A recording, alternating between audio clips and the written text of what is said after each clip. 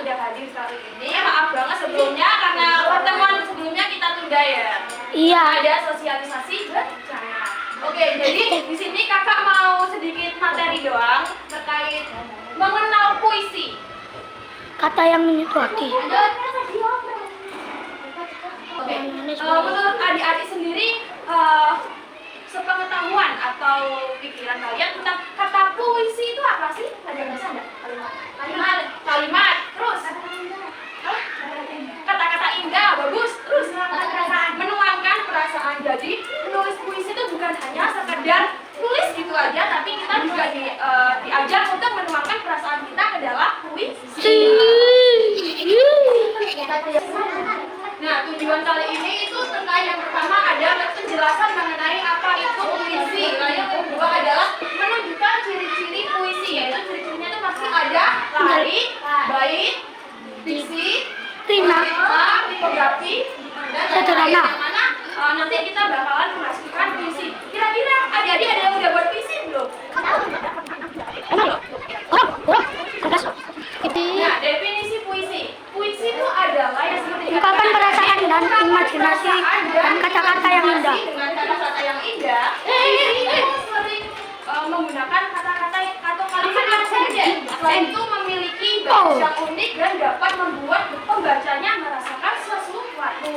Nah, selain itu puisi itu bukan hanya untuk menulis, melainkan juga dirasakan oleh orang lain. Jadi kalau kita nulis puisi itu kadang itu nggak hanya kita sendiri yang nulis buat kita, tapi juga diberikan untuk orang lain. Misalnya kita nulis puisi buat ayah, buat ibu, atau enggak buat teman, buat sahabat, pacar juga boleh.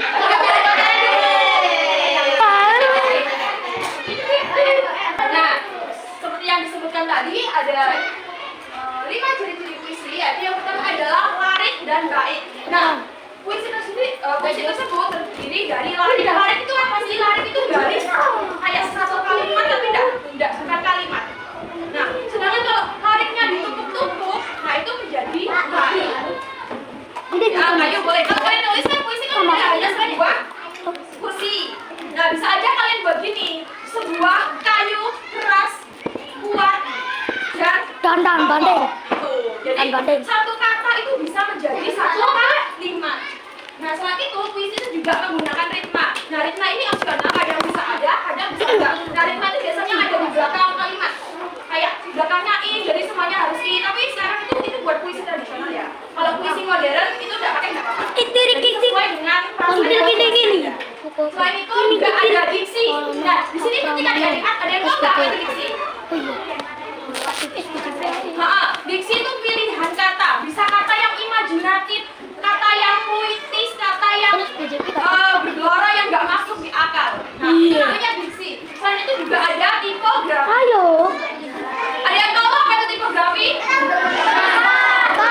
Tipografi itu ada bentuk tulisan. Kalian mungkin tahu rata kanan, rata kiri. Nah, itu tipografi. Kadang di puisi itu juga bisa dibentuk kayak rumah, kayak tanda tanya atau loh.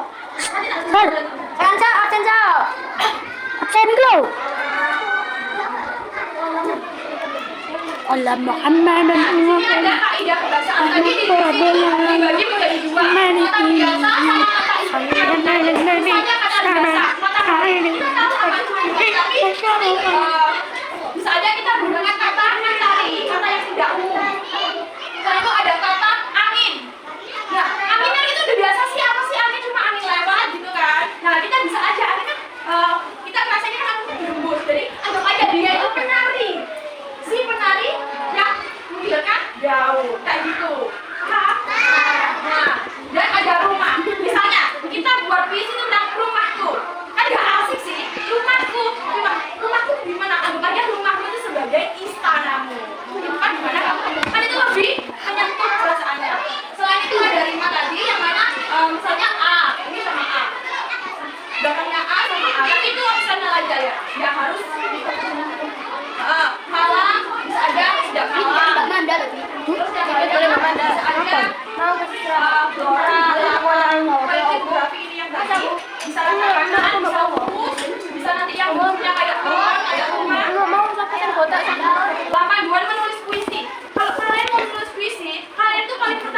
harus kalian tahu Yang baru udah temanya. bikin di Kalian mau buat tulis puisi tentang wampa. apa?